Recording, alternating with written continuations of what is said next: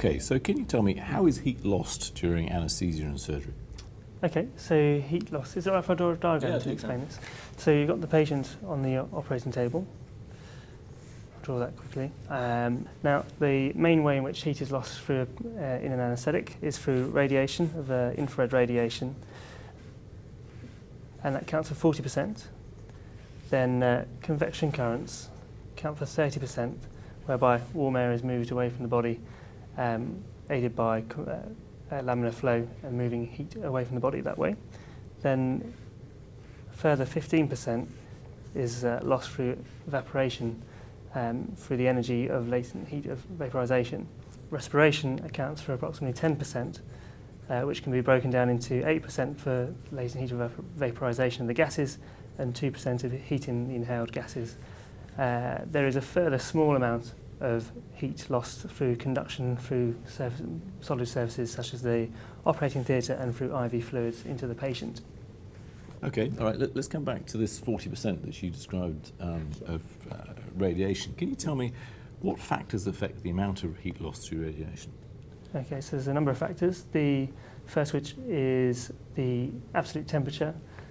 Stefan Boltzmann gives an equation where... Okay, don't go into the detail of the equation. What's the important point about that law? So the emissive radiation is proportional to the power of 4 to the absolute temperature. So therefore the hotter the body is, the greater the temperature loss through that body is. The other ways in which heat is lost through radiation, the temperature difference between the body and the surrounding areas, the exposure of the body, so the exposure of the patient, then the amount of insulation the body has, so if they're wearing blankets or clothing or body fat will reduce heat loss. And lastly, the amount of degree of vasodilation, so that the more vasodilated the patient is, the more blood flow there is to the skin, and the greater radiated heat is lost through that. Okay, all right, let's think about what actually goes on during an anaesthetic now. So what are the phases of heat loss during an anaesthetic? Is it all lost at the same time, or what happens? Okay, so I'll draw a graph. Yeah, do.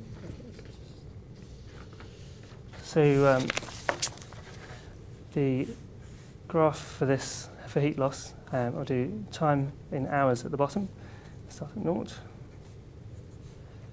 and temperature in Celsius.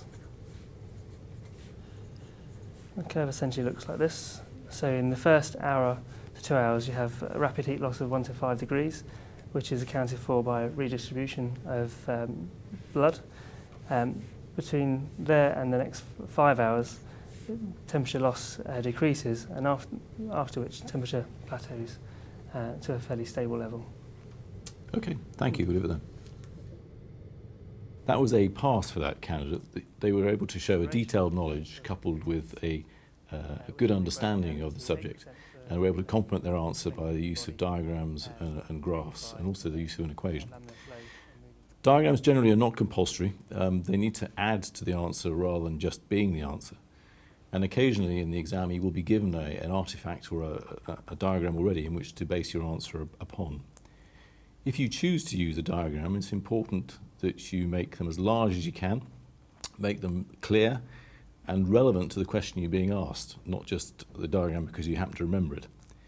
It's also important to use the time whilst you're drawing the diagram to help answer the question. Don't draw the diagram and then answer the question. The two need to be used at the same time. It's also helpful if it looks like it's not the first time you've drawn the diagram. Graphs too need to be along the same lines, they need to be labelled, and you need to think about whereabouts your line goes on the graph. Does it go through the 0 point or not? Where does it actually fit? So in summary, that was a well-structured answer, able to show knowledge and understanding well, and used graphs and diagrams appropriately.